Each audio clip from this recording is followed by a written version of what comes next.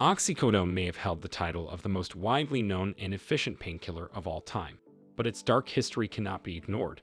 The opioid crisis that swept across the United States highlighted the devastating effects of opioids and the urgent need for a safer alternative. Enter this new exceptional drug, which is being developed by Vertex Pharmaceuticals with the intention of providing relief from severe pain without the addictive properties of opioids. It recently aced clinical trials, and as a result, the company is setting its sights on obtaining FDA approval for this revolutionary drug. If Vertex wins this approval, it could add a massive $1 billion to its revenues each year from sales. In this video, we're going to delve deeper into Vertex's newest drug and walk you through the incredible potential it holds for the painkiller market and the pharmaceutical industry as a whole. We'll also highlight other exciting catalysts propelling Vertex Pharmaceuticals toward a multi-billion-dollar future. So don't miss out. Welcome back to PST Markets. I know you're probably excited to hear about this new type of painkiller that will allegedly solve all the problems faced by its predecessors. Still, we can't discuss it before we discuss the company behind it.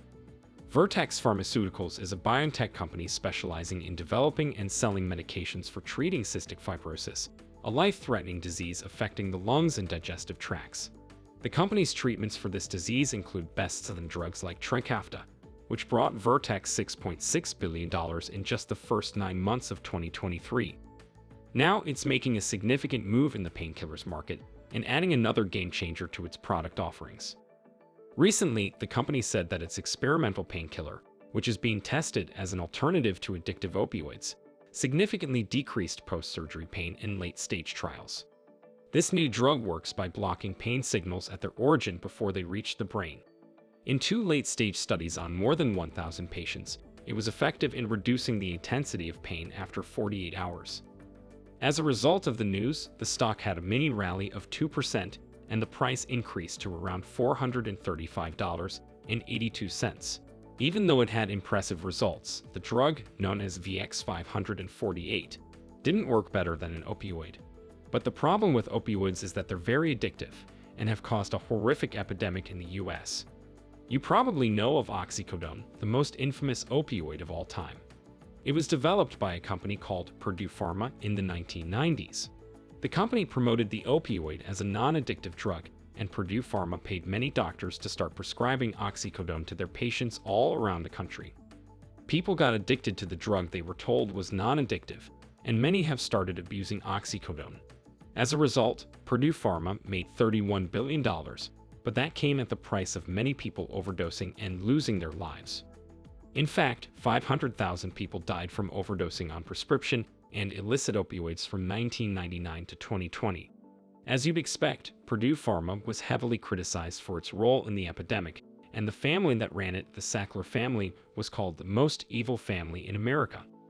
Thanks to that, the company was taken to court multiple times and ended up filing for bankruptcy in 2020, with the Sackler family being forced to pay a settlement of $8.3 billion, admitting that it had known the truth about the drug all along. As these events unfolded, the need for a safer alternative to oxycodone increased, so Vertex's new painkiller is definitely a step in the right direction. The painkiller could even be supported by the government in the future since it's constantly taking action against opioid addiction. In fact, the number of U.S. states with opioid limitation laws increased from 10 in 2016 to 39 by the end of 2019 and will likely keep increasing, emphasizing the strong need for an alternative. Vertex said that it would file for FDA approval of the painkiller for the treatment of moderate to severe acute pain by the middle of this year. And while it could become a game-changer if it wins approval, will it win investors' favors?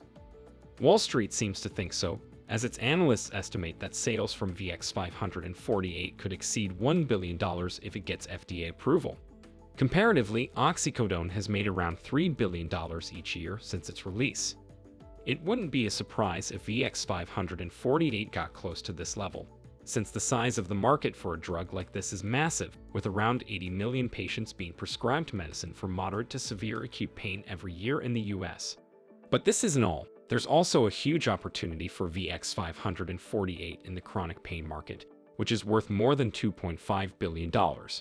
According to estimates by RBC analysts, Vertex's drug could earn from $300 to $400 million annually in this market. Still, Vertex stock could make a compelling investment case even without VX548.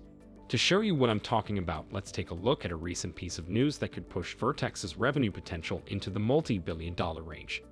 In 2015, Vertex entered into a strategic research collaboration with CRISPR Therapeutics.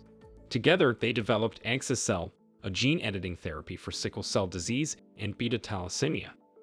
Fast forward to January of 2024, the FDA gave exa-cel early approval, making it the first-ever gene therapy developed to treat rare blood disorders. If you think this sounds amazing, you might change your mind when you hear exa-cel's price tag. It's not unusual for gene therapy to be expensive, as the average cost of a gene therapy is between $1 million and $2 million per dose. Exa-cel's price, however, is above the average at $2.2 million. The vast majority of the people affected by sickle cell disease and beta thalassemia won't be able to afford this treatment. Still, Vertex was quick to defend its pricing by comparing it to the cost of a lifetime of treatment for a sickle cell disease patient. A lifetime of treatment for a patient with severe sickle cell disease can cost $4 million and go up to $6 billion. On the other hand, a lifetime of treatment for a beta thalassemia patient ranges from $5 million to $7 million. So this is the argument that the two companies plan to present to health insurers, hoping to persuade them to reimburse exa-cel. But this won't be an easy process, since health insurers are usually skeptical about new treatments and need to confirm whether patients will be cured or if they may have to be retreated down the line. Despite its high cost, exa-cel still offers a great opportunity for Vertex, as there are 100,000 patients suffering from sickle cell disease in the US and around 20 million other patients worldwide. Even if Vertex and CRISPR treat just 1% of this 20 million population, they gain $400 billion in sales of exa-cel. Two companies are set on taking exa-cel global and have already secured approval for the treatment in Saudi Arabia, Bahrain, and the UK. Exa-cel aside, there's another catalyst that could contribute to the company's future growth, and it has to do with the company's best-selling drug Trikafta as well as another Vertex drug, Kalydeco. Both got approval from the European Commission to include children ages 2 to 5 with cystic fibrosis in November of 2023, which opened a wider market for the company in Europe and increased the public's trust in its product offerings. With all of this in mind, is VRTX stock a good investment opportunity? The company has a lot of opportunities with its new drug. Just the announcement that it passed 2 phase 3 trials sent the stock to its 52-week high. Exa-cel could also really help the company, and if it manages to get the health insurers to agree to offer it, or work with CRISPR to find a more affordable solution, this treatment could completely transform the biotech sector, since it's the first of its kind. There's also the fact that the company is applying for FDA approval for its Painkiller in the middle of the year, which could be a huge catalyst by itself as investors anticipate the FDA giving VX548 the green light.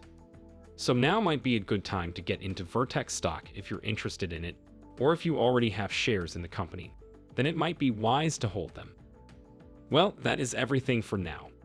What do you think? Is VRTX stock a good investment right now?